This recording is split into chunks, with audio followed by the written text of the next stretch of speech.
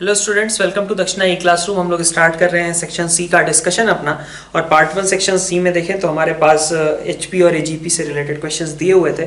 तो सी1 देखिए, आपका आसान सा क्वेश्चन है। एक जीपी एचपी है जिसका 7th टर्म और 12th टर्म दिए हुए हैं, हमें उसका 4th टर्म फाइंड आउट करना है। तो आप हमेशा एचपी के क्वेश्चंस को कैसे सोचते हो? एपी से।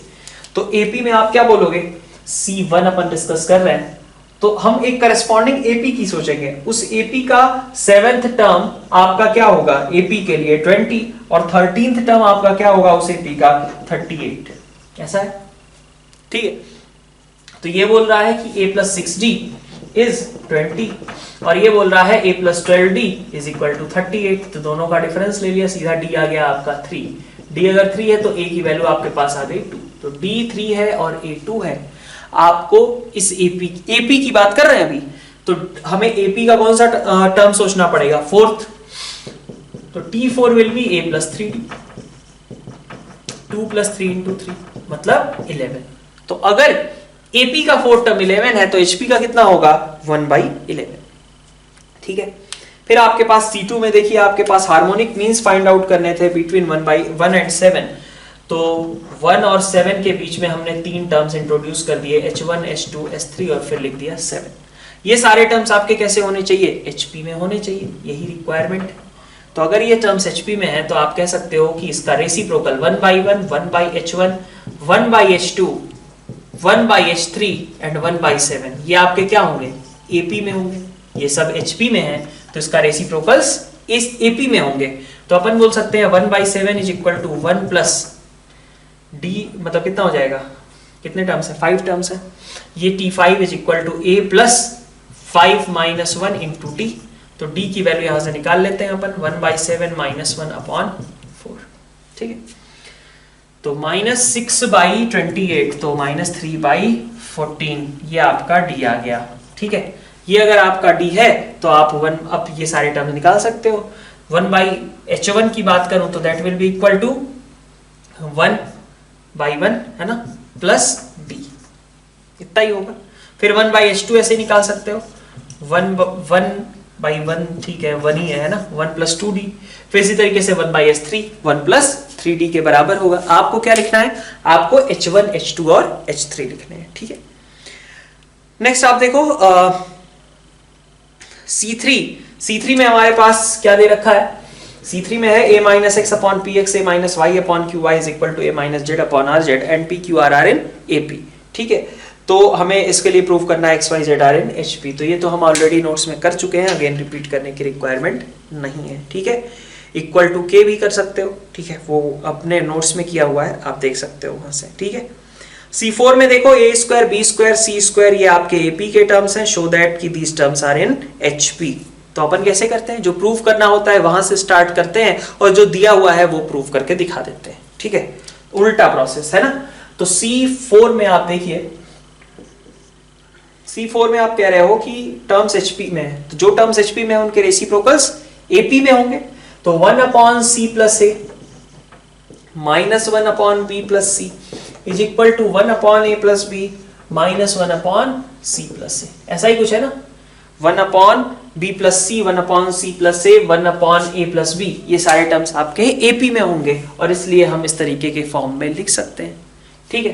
तो आप देखो यहां से क्या बना, एलसीएम लोगे तो B plus C into C plus A, ऊपर कितना आएगा? B minus A is equal to, यहां से देखो कितना आएगा? C plus A minus A plus B, तो C minus B upon A plus B into C plus A, है ना। C प्लस A साफ हो गए ये। ठीक है।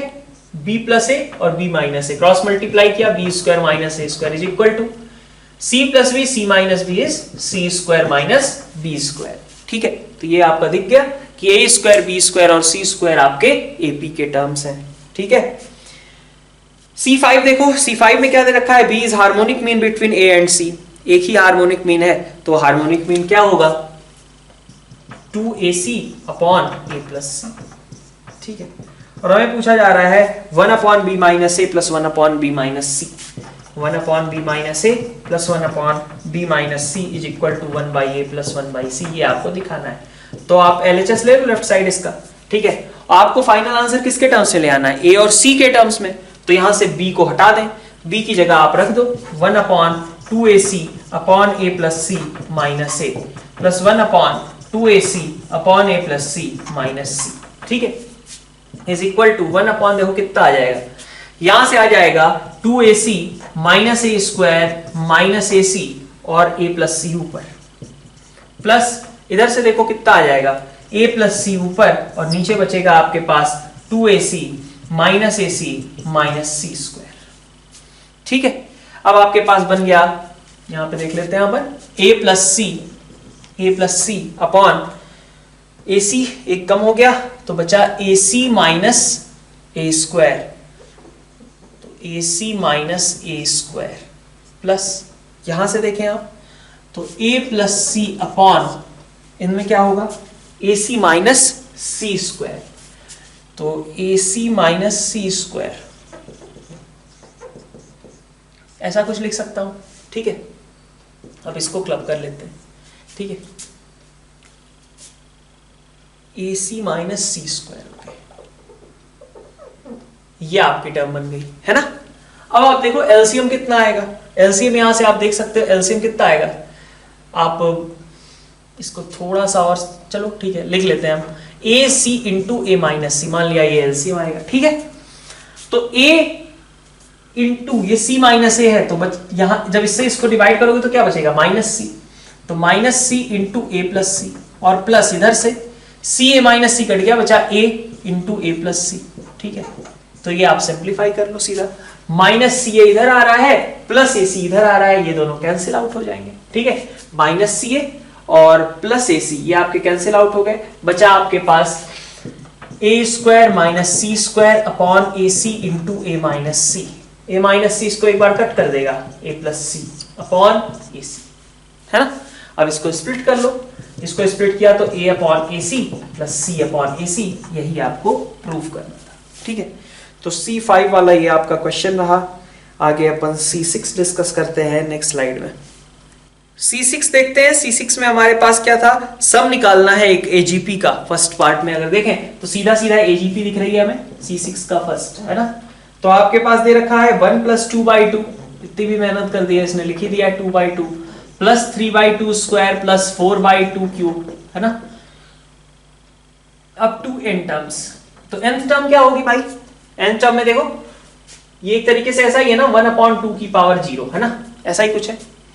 तो आप देखो ऊपर 1 2 3 4 चल रहा है, 1 2 3 4, इसका मतलब nth टर्म में क्या आएगा, इस AP का nth टर्म, फर्स्ट टर्म में 1 है, सेकंड टर्म में 2, थर्ड टर्म में 3, फोर्थ टर्म में 4, तो nth टर्म में क्या होगा n अपॉन, नीचे देखो 2 की पावर 0, फर्स्ट टर्म में 0 है, सेकंड टर्म में 2 की पावर 1 है, थर्ड टर्म में 2 की पावर 2, फोर्थ टर्म में 2 रेज़ टू पावर 3, तो nth टर्म में क्या होगा 2 रेज़ टू पावर n-1, ठीक है। ये आपका s है मान लिया। अब आप क्या करते हो, देखते हो कि जो जीपी इन्वॉल्व है वो क्या है। तो जीपी क्या इन्वॉल्व है यहाँ पे, 1/2 की power 0, 1/2 raise to power 1, 1/2 raise to power 2, मतलब एक ऐसी जीपी है जिसका कॉमन रेशियो कितना है 1/2। तो आप क्या करते हैं, कॉमन रेशियो से मल्टीप्लाई करते हैं, एक टर्म शिफ्ट करके लिख देते हैं, तो लिख दिया।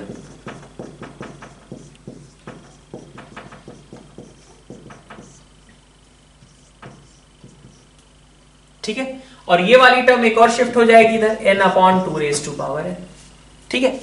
अब डिफरेंस लिया, जब आप डिफरेंस लोगे तो this is s/2 is equal to 1, ठीक है, प्लस 1/2, इन दोनों का डिफरेंस, फिर 1/2 स्क्वायर प्लस 1/2 क्यूब, है ना, अप टू यहां पे भी क्या आ जाएगा 1/2 रेज़ टू पावर n-1, और ये एक अलग से रहा -n/2 rays to power n, ठीक है। ये क्या लिखी हुई है, पूरी की पूरी जीपी लिखी हुई है। इस जीपी का फर्स्ट टर्म 1 है, कॉमन रेशियो 1/2 है, और कितने टर्म्स है, n टर्म्स है। यहां तक कितने टर्म्स थे, n टर्म्स थे ना, ठीक है। तुम यहां से भी देख सकते हो 2 की पावर 0 से नीचे स्टार्ट हुआ है, यहां पे 1/2 की पावर 0 समझ सकते हैं। 2 की पावर 0 से स्टार्ट करके n-1 तक, तो 0 से n-1 तक कितनी चीजें हो गई, n चीजें हो गई ना, ठीक है। 1 से n-1 रहता तो n-1, लेकिन चूंकि 0 भी इंक्लूडेड है इसलिए n चीजें हो गई। तो ये n टर्म्स लिखी हुई है किसी जीपी की जिसका फर्स्ट टर्म 1 है, ठीक है, कॉमन रेशियो हाफ है, नीचे 1 - हाफ, ठीक है। और minus n by 2 raise to power n, ये आपका s बाई 2 है, s यहाँ से आप निकाल सकते हो। ठीक है, नेक्स्ट आपके पास सेकेंड क्वेश्चन में आपके पास 1 प्लस 3/4 प्लस 7/16। अब इसमें आपको 2 बार सेम प्रोसेस आपको रिपीट करना पड़ेगा। चलिए ये भी देख लेते हैं अपन। s is equal to 1 plus 3/4 plus 7/16 plus 15/64, ठीक है, प्लस 31/256 है ना। डायरेक्टली आपको एपी नहीं दिख रही, लेकिन ये दिख रहा है ना कि मतलब ये जीपी तो दिख रही 416, 64, 256। तो ऐसे केस में आप फिर से वही प्रोसेस अप्लाई कर लो। देखो s/4, ठीक है ना, कॉमन रेशियो जो आ रहा है जीपी का 416, 64, 256, 1/4 वो कॉमन रेशियो है। अब 1/4 कॉमन रेशियो है, एक टर्म शिफ्ट करके लिखा तो देखो क्या बनेगा, 1 की जगह 1/4, यहाँ पे बन जाएगा 3/16, इसको 1/4 से मल्टीप्लाई किया यहाँ लिखा, इसको 1/4 से मल्टीप्लाई किया यहाँ लिखा 256। ठीक है, ये इनफाइनाइट टर्म्स तक है, तो कोई लास्ट टर्म का चक्कर ही नहीं, ये इनफाइनाइट टर्म्स तक चलता जा रहा है ऐसे ही। ठीक है, डिफरेंस ले लिया। तो अब आप देखो क्या आएगा, 3s/4 is equal to 1 plus यहाँ पे आ रहा है 2/4, फिर नेक्स्ट टर्म है आपके पास 4/16, है ना, तो मैं इसको ऐसा लिख देता हूं 1/8, फिर ये आपका कितना हो रहा है 1/16 एंड सो ऑन। ठीक है, ठीक है, इतनी बात।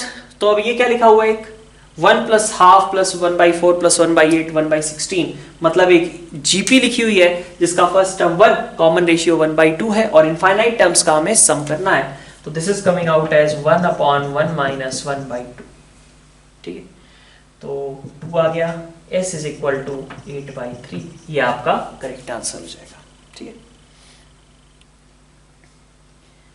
नेक्स्ट 7th क्वेश्चन देखते हैं। 7th क्वेश्चन में हमारे पास sum of n terms of series की बात की गई, उस rth term is given, rth term is given, तो आप r इक्वल टू 1 2 3 ऐसे करके लिखो। देखो क्या टर्म्स बन रही हैं, तो फर्स्ट टर्म आपकी बनेगी r इक्वल टू 1 से, and which will be equal to 3 into 2 raise to power 1, फिर आप r की जगह 2 रखोगे तो 5 इंटू 2 स्क्वायर, फिर आप r की जगह 3 रखोगे, सो दिस इज 7 इंटू 2 क्यूब, फिर इसके बाद 9 इंटू 2 रेज टू पावर 4 और अप टू n टर्म्स। तो nth टर्म में क्या आ जाएगा, r की जगह n रख देना, सिंपल सी बात है। तो वहां पे आपके पास, इसको नहीं लिखते हैं और सीधा n टर्म लिखते हैं, n 2n प्लस 1 है ना, 2n plus 1 into 2 raise to power n, है ना, ये बन जाएगा r की जगह n रखने पे। तो ये आपके टर्म्स हो गए। अब आपको दिख रहा है कि ये क्या है, फिर से जीपी में है ना, सॉरी एजीपी में है, 3 5 7 एक एपी चल रही है, और 2 raise to power 1 2 raise to power 2 raise to power 3 एक जीपी चल रही है। इस जीपी का कॉमन रेशियो कितना है, 2 है, तो 2 से मल्टीप्लाई करके शिफ्ट करके लिखेंगे और डिफरेंस फाइंड आउट करेंगे। ठीक है, तो ये भी स्टैंडर्ड आपका एजीपी का ही क्वेश्चन है, आप आगे कर सकते हो उसी तरीके से, 2 से मल्टीप्लाई करो, शिफ्ट करके लिखो और डिफरेंस निकालो। ठीक है, तो ये हमारा पार्ट 1 का डिस्कशन रहा। नेक्स्ट स्लाइड से स्टार्ट करते हैं हम पार्ट 2 का डिस्कशन। तो पार्ट 2 सेक्शन सी देखते हैं। C1 हमारे पास आसान सा क्वेश्चन है, आप खुद से कर सकते हो। Third sixth and last term of HPR 1/3 1/5 and 3/203, then find number of terms. ठीक है, तो ऐसा कुछ हो गया कि आप एपी के बारे में सोचो। एपी एक ऐसी एपी जिसका थर्ड टर्म कितना था, 3 था। ठीक है, अगर अपन फर्स्ट क्वेश्चन देखें तो एक ऐसी एपी के बारे में बात की जा रही है जिसका थर्ड टर्म कितना था, 3, सिक्स्थ टर्म कितना था, 5 और nth टर्म कितना था, 203/3। आपको ये n फाइंड आउट करना है बस। ठीक है, एपी की बात कर रहे हैं हम, करस्पॉन्डिंग एपी हमने उसके टर्म्स लिखे हैं। ठीक है, तो आप देख सकते हो कि a प्लस 2d आपका कितना होगा, 3, a plus 2d is 3, a plus 5d is 5। तो यहां से आपका 2d निकल कर, sorry 3d is equal to 2, d is equal to 2/3। d अगर आपका 2/3 है, आप पुट करते हो तो आपका ये भी निकल आएगा, और d 2/3 रख दिया तो a plus 4/3 is equal to 3। ठीक है, so a is equal to 5/3। Okay, so a 5/3 है एंड d 2/3 है। आपको tn 203/3 दिया हुआ है, आपको n फाइंड आउट करना है। तो a plus n minus 1 into d is equal to 203/3। आप n की वैल्यू यहां से निकाल लीजिए। ठीक है, तो सेकंड क्वेश्चन आप देखिए, सेकंड क्वेश्चन में एबीसी एचपी में है, then value of B plus A upon B minus A plus B plus C upon B minus C पूछा जा रहा है। आप क्या करो, बी को 2ac अपॉन ए प्लस सी रख दो, ठीक है। जैसे अभी हमने पार्ट 1 में क्वेश्चन था वहां पे ही काम किया था, तो वहां पे तो क्लियर था हमारा कि लास्ट जो एलएचएस था उसमें ए और बी था, और जो आरएचएस था उसमें ए और सी के टर्म्स थे। तो हमने सब लेफ्ट हैंड साइड में b को 2ac अपॉन ए प्लस सी रख दिया था। आप यहाँ पे भी b को 2ac अपॉन ए प्लस सी रख दो, आपके पास सारी चीजें कैंसिल आउट होकर के आ जाएंगी, ठीक है। तो आपका काम क्या है, b is equal to 2ac upon A plus C put करना, ठीक है। C3 में देखिए आपके पास कहा जा रहा है roots of this equation are in HP, then the middle root is, middle root पूछा गया है, ठीक है। तो एक क्यूबिक है, क्यूबिक है, और उसके लिए अगर हम देखें थ्योरी ऑफ इक्वेशन से, ये अच्छा सवाल दिया हुआ है, थोड़ा सा देख लो, मतलब बहुत अच्छा नहीं बट थोड़ा सा थ्योरी ऑफ इक्वेशन को भी कोरिलेट करके एक रिजल्ट यूज कर सकते हैं। आपको पता है कि यहां से पेयर वाइज प्रोडक्ट अगर आप निकालोगे alpha beta plus gamma, beta gamma plus gamma alpha, तो that is coming out as 36 and alpha beta gamma is 36, है ना। तो प्रोडक्ट ऑफ रूट्स आपका दिया गया है, पेयर वाइज प्रोडक्ट दिया गया है। अगर आप 1/2 कर देते हैं, 1/2 है ना, तो 1/2 का मतलब होगा 1/अल्फा, ठीक है। 1 से 2 को डिवाइड किया है बेसिकली, ठीक है, 1/2 ऐसा कुछ है ना, 1 से 2 को डिवाइड किया तो alpha beta upon alpha beta gamma, ठीक है, ऐसा कुछ आ जाएगा, इज इक्वल टू कितना 1। ये इस दोनों को डिवीजन करने से क्या फायदा हुआ हमें 1/अल्फा 1/बीटा 1/गामा के टर्म्स में कुछ रिलेशन आ गया, और यही तो एचपी के लिए रिक्वायर्ड होता है कि हमारे पास जो रिलेशंस है वो रेसिप्रोकल्स में हो, ठीक है। तो आप देखिए आपके पास क्या बताया गया है कि 1/अल्फा 1/बीटा 1/गामा एपी में है, कह सकता हूं मैं, अल्फा बीटा गामा एचपी में है, तो इसका मतलब हुआ कि 1/अल्फा 1/बीटा 1/गामा आपके एपी में है। तो 1/अल्फा 1/बीटा 1/गामा आर इन ईपी, ऐसा कुछ, ठीक है। तो आप यूज क्या कर सकते हो कि 1/अल्फा प्लस 1/गामा कैन बी रिटन एज 2/बीटा, तो यहां 2/बीटा पुट कर दो। जब आपने इसको यहां पे रखा तो it is coming out as ये 2/बीटा प्लस 1/बीटा 3/बीटा इज इक्वल टू 1, तो बीटा कितना हो गया 3 हो गया, और यही तो पूछा गया था मिडिल रूट, जो कि कितना होगा 3 के बराबर होगा, ठीक है। C4 देखिए, C4 में आपके पास ABCD AP में है, और कहा जा रहा है ABC ABD ACD ये सब क्या होंगे, ठीक है। तो ऐसे देखो आप C4 में आपके पास ABC ABD ACD ये सब है, अगर सभी को, बल्कि आप ऐसे समझो ABC ABD ACD BCD, ठीक है, इन सभी को अगर मैं ABCD से डिवाइड कर दूं, सबको ABCD से डिवाइड कर दिया, तो बनेगा क्या, बनेगा आपका 1/D 1/C 1/B 1/A, ठीक है। ये सारी चीजें आपको मिल जाएंगी 1/A 1/B 1/C 1/D, ठीक है। तो अगर ABCD आपके AP में थे तो ये टर्म्स तो ऐसे होंगे HP में होंगे, और HP के टर्म्स को भी अगर हम किसी चीज से मल्टीप्लाई कर देते हैं तो उससे कोई फर्क तो पड़ेगा नहीं, टर्म्स तब भी कैसे रहेंगे HP में ही रहेंगे, ठीक है। C5 देखिए, C5 में हमारे पास 3 + 1/4 इंटू 3 + 1/4 स्क्वायर इंटू 2D है ना, 3 + 2D अप टू इनफाइनाइट ये दिया हुआ है। तो आइए देखते हैं 3C5 है ना। अगर आप इसमें से कुछ पोर्शंस चाहो तो अलग कर सकते हो, 3 प्लस, ठीक है, आप डायरेक्ट ही लिख लो, S इज इक्वल टू कितना है 3 + D/4 plus 3 + 2D upon 4 square और कंटिन्यू इनफाइनाइट तक। तो आप क्या करो S/4 लिख लो, जो कॉमन रेशियो है आपका 1/4, और शिफ्ट करके लिख दो, यहां पे आ जाएगा आपका 3/4 प्लस यहां पे आ जाएगा 3 + D अपॉन 4 स्क्वायर और सो ऑन।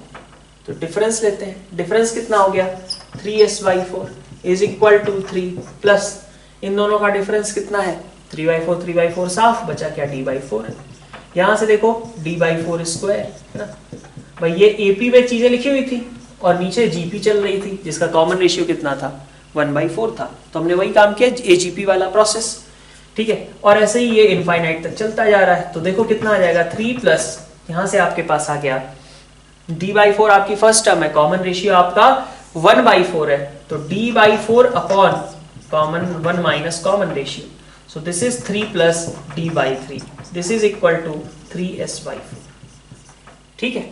तो s कितना हो गया, s हो गया आपका 4/3 इंटू 3 प्लस d/3, और आपको दिया गया है कि दिस इज इक्वल टू 8, तो आप d की वैल्यू यहां से निकाल सकते हो, ठीक है।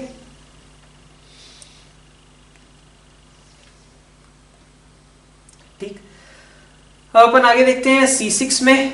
C6 में हमारे पास क्या कहा जा रहा है, 6 में आपके पास है कि हमारे पास n arithmetic means and harmonic means are inserted between two positive numbers a and b if sum of all arithmetic means is equal to sum of reciprocals of all harmonic means then product of numbers is, ठीक है।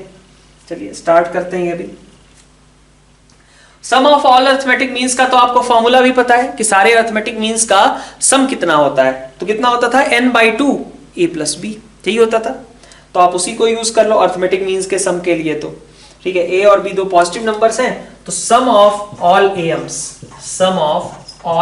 am's will be equal to n/2 into a + b, ऐसा ही कुछ n/2 into a + b, ये ऐसा दिया गया है, ठीक है। और क्या आ जाएगा आपका, अब हम हार्मोनिक मीन्स की बात करते हैं। Sum of all harmonic means is equal to sum of reciprocal,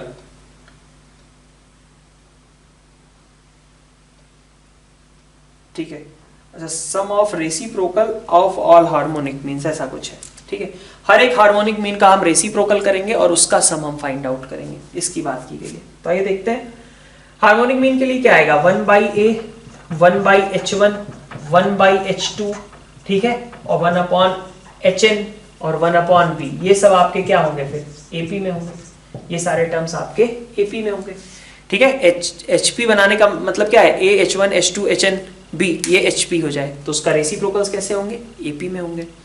तो हमने कहा कि आपको ऐसे में क्या करना है, आप इसको ऐसे भी समझ सकते हो, सम ऑफ ऑल, मतलब इसी के बारे में बात की जा रही है ना, 1/h1 + 1/h2 1/hn, तो हम इसको ऐसे समझ सकते हैं क्या कि 1/a और 1/b ये दो टर्म्स थे और उनके बीच में हमने n am's इंसर्ट कर दिए, तो ऐसे कुछ होंगे वो n am's, और उनका सम कितना, वो जो सीरीज आएगी वो AP आएगी, और ये भी सीरीज क्या है, AP है, ठीक है। तो अगर मैं इनको ऐसे बोल दूं कि भाई ये मेरा A1 था, A2 था, AN था, तो आपको चाहिए क्या, इन n am's का सम ही चाहिए ना, ठीक है। और ये n am's कहां इंट्रोड्यूस किए गए हैं, 1/a और 1/b के बीच में, तो आप यहां से देख सकते हो कि इनका सम कितना होगा, ठीक है। 1/h1 से लेकर के 1/hn का सम कितना होगा, n/2 1/a + 1/b, तो आपसे कहा जा रहा है this thing is equal to this thing, ठीक है। तो यहां से आप देख सकते हो कि आपका AB की वैल्यू कितनी आ जाएगी, 1 के बराबर आ जाएगी। कंपेयर कर लो, this thing is equal to this thing, n/2 साफ, ये a + b अपॉन AB बन जाएगा, और फिर आप कंपेयर करके बता सकते हो AB की वैल्यू, ठीक है। तो इसमें यही पार्ट इंपॉर्टेंट था कि हमें सब कुछ निकालने की जरूरत नहीं थी, हमें ये समझना था कि जब हमने रेसिप्रोकल्स किए तो टर्म्स हमारे कैसे आ गए, AP में आ गए। 1/a से लेकर के ये जो सीरीज लिखी गई है AP है, तो इसको मैं ऐसे भी समझ सकता हूं कि अगर मैं दो नंबर्स लूं 1/a और 1/b और उनके बीच n am's इंसर्ट करूं तो रिजल्टिंग सीरीज कैसी होगी, AP होगी, ठीक है।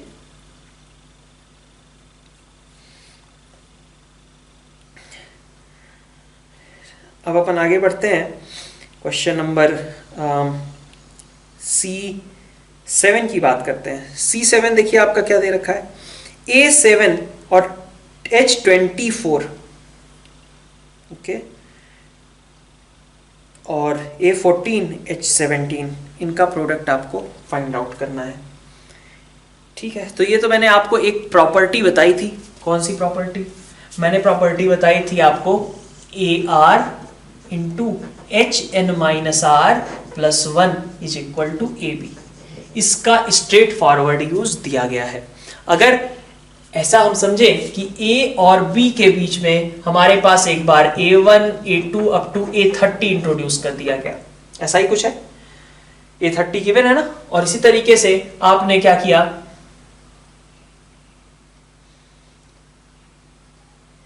सॉरी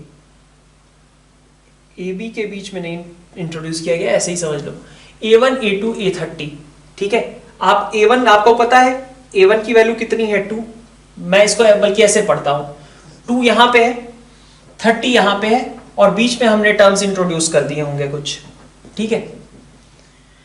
एक बार AP में और अगली बार HP में। तो आप देख सकते हो कि अगर आप टोटल 30 नहीं यार 25 है ना, N को आप 30 लेते हो, N को 30 लेते हो, R को 7 रखते हो, तो AR इंटू H24 बनता है कि नहीं बनता, A7 इंटू H24। R को 7 रख लिया, N को 30 रख लिया, तो A7 इंटू H24 इसका प्रोडक्ट क्या होगा, इन दोनों के बराबर, 2 इंटू 25 के बराबर, ऐसा ही है, ठीक है। तो इसका मतलब क्या हुआ, ये डायरेक्ट यही प्रॉपर्टी यूज कर लें और इस बार A7 इंटू H24 आपका कितना आ जाएगा, A7 into H24 2 into 25 that is 50 के बराबर आ जाएगा, ठीक है, ऐसे समझ सकते हैं।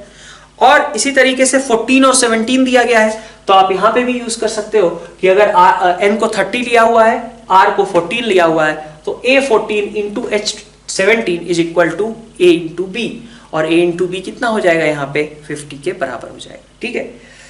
तो इसी प्रॉपर्टी का डायरेक्ट यूज किया गया था, बढ़िया क्वेश्चन है, ठीक है।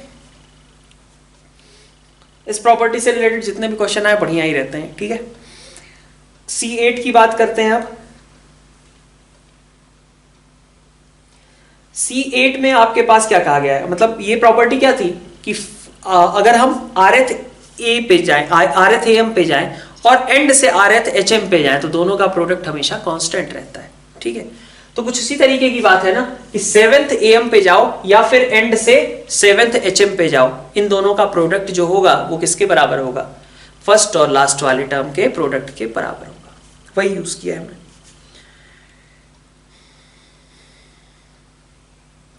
ठीक है। C8 आपका आसान सा क्वेश्चन है, आप देखो 3, 6, 12 are in GP, then 9, 12, 18 are in HP, तो आप सीधा कमेंट कर सकते हो इस पे। अब सेकेंड टर्म क्या कह रहा है, if 3 consecutive terms of a GP are positive, ठीक है, if 3 consecutive terms of a GP are positive and middle terms is added in these terms, then resultant will be in HP। तो ये भी जैसा कहा जा रहा है उसी डायरेक्शन में अपन पढ़ते हैं, ठीक है। चलिए नेक्स्ट स्लाइड में डिस्कशन इसका स्टार्ट करते हैं। तो अपन C8 के सेकंड स्टेटमेंट से स्टार्ट कर रहे हैं। अब यहाँ पे देखिए, आप जैसा कहा गया है वैसा करके देखो क्या बन रहा है, C8 का सेकंड है ना। तो क्या कह रहा है, 3 consecutive terms of a GP are positive, तो मान लिया A, AR और AR स्क्वायर ये 3 टर्म्स हैं GP के, A और R पॉजिटिव है, ठीक है। Middle term is added in these terms, सब में आपने मिडिल टर्म ऐड कर दी, तो A प्लस AR 2AR और AR प्लस AR स्क्वायर, ये आपके टर्म्स बन गए, ठीक है। तो आपको कहा जा रहा है कि ऐसे में ये एक HP को रिप्रेजेंट करेंगे, ये सारे टर्म्स एक HP में होंगे, तो ठीक है देख लेते हैं। अगर ये HP में है तो इनके रेसिप्रोकल्स AP में होंगे, है ना। तो अगर हम ये दिखा दें कि 1/A प्लस AR 1/2AR, ठीक है, 1/AR plus AR square R इन AP, तो अपना काम बन जाएगा, ठीक है। तो कैसे दिखाएंगे, डिफरेंस के फॉर्म में, 1/2AR minus 1/A plus AR is equal to 1/AR plus AR square, ठीक है, 1/AR प्लस AR स्क्वायर, ठीक है, माइनस 1/2AR, ऐसा कुछ, ठीक है। अब आप इसको सिंप्लीफाई कर लो, अगर ये दोनों बराबर आ जाते हैं तो इसका मतलब है कि ये AP में टर्म्स है, अगर ये टर्म्स AP में है तो इनके रेसिप्रोकल्स जो थे वो HP में थे, ठीक है। C9 वाले क्वेश्चन में देखते हैं। C9 वाले क्वेश्चन में क्या है, C9 वाले क्वेश्चन में हमें दिया जा रहा है कुछ इस तरीके से, इसको लिख सकते हो ना, 3/10 प्लस 2 3/9 3⁻⁹/2 प्लस 3/4 इंटू 3⁻⁸ अच्छा क्वेश्चन है ना। 4 इंटू 3⁻⁷/8 ऐसा लिख दिया, फिर आगे 5 इंटू 3⁻�6/16 है ना, 6 इंटू आगे 3 इंटू 3⁵/5/32 एंड सो ऑन, ऐसा ब्रेक कर दिया। तो आपको क्या दिख रहा है, आपको दिख रहा होगा कि यहां पे एक 3/9 था और 3/8 था, फिर इसके बाद हमारे पास ये टर्म बन रही है ना 3⁻10 और हमारे पास 3⁻9/2, 3/4, 3⁻8 है ना। इसको बल्कि अपन ऐसा कर लेते हैं,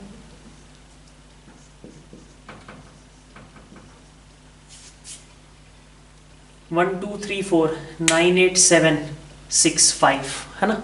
तो ये देखिए आप इस तरीके से अगर आपने लिख लिया तो आपकी एक एजीपी दिख रही है क्या, एक एपी है 1 2 3 4 5 6 चले जा रहा है, और एक जीपी है जिसमें 3⁻10, फिर नेक्स्ट टर्म उसका ये है, फिर उसके बाद नेक्स्ट टर्म ये है, फिर उसके बाद नेक्स्ट टर्म ये है। उस जीपी का कॉमन रेशियो अगर हमें निकालना हो तो this term divided by this, ठीक है। तो जीपी का कॉमन रेशियो कितना है, जीपी का कॉमन रेशियो है आपका 1/6, ठीक है, 1/6 कॉमन रेशियो है। ये अगर आपका s है तो आप s/6 लिखो एक टर्म शिफ्ट करके, ठीक है, और डिफरेंस ले लो, ठीक है। तो एजीपी वाला क्वेश्चन है, लेकिन लिखना थोड़ा अलग तरीके से था। अगर इस तरीके से लिख लेते हैं तो आपके पास आसानी से क्वेश्चन सॉल्व हो जाएगा, ठीक है।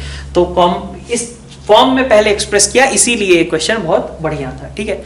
और उसके बाद एक एपी हमें दिखाई देने लग गई, एजीपी है ना, तो उस एजीपी का प्रोसेस रिपीट कर दिए। उस जीपी का कॉमन रेशियो कितना है 1/6, तो s/6 लिखा एक टर्म शिफ्ट करके और उसके बाद डिफरेंस ले लो, ठीक है, और एजीपी वाला सम निकाल लो। नेक्स्ट देखो आप C10 में, C10 में आपके पास क्या है क्वेश्चन, C10 में आपसे कहा जा रहा है 1 × 3/2 plus 3 × 5/2 square plus 5 × 7/2 cube plus 7 × 9/2⁴ and so on, ठीक है। तो ये एक जीपी तो दिख रही है, लेकिन ऊपर क्या चल रहा है नहीं पता, ठीक है। लेकिन किसी ऑर्डर में उसका डिफरेंस कैसा हो जा रहा है, कांस्टेंट हो जा रहा है न्यूमरेटर्स का। तो ऐसे में आप क्या करिए, एजीपी वाला प्रोसेस एक से ज्यादा बार अप्लाई करना पड़ेगा,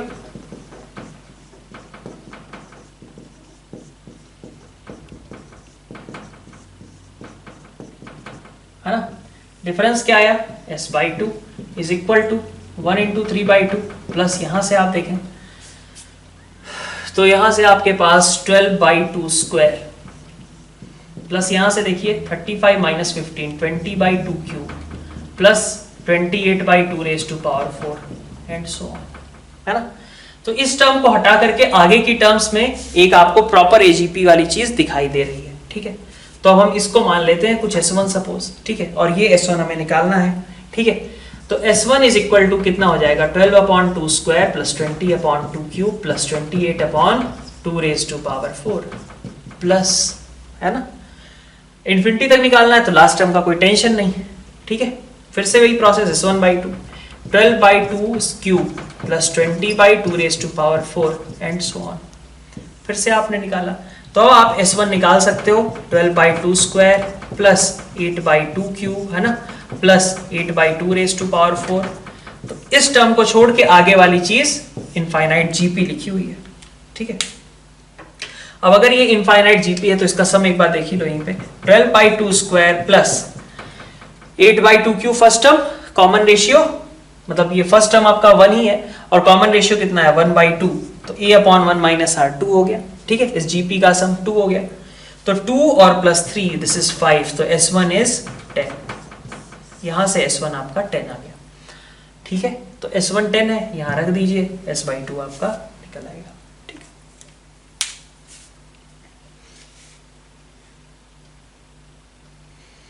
ठीक है, तो ये आपका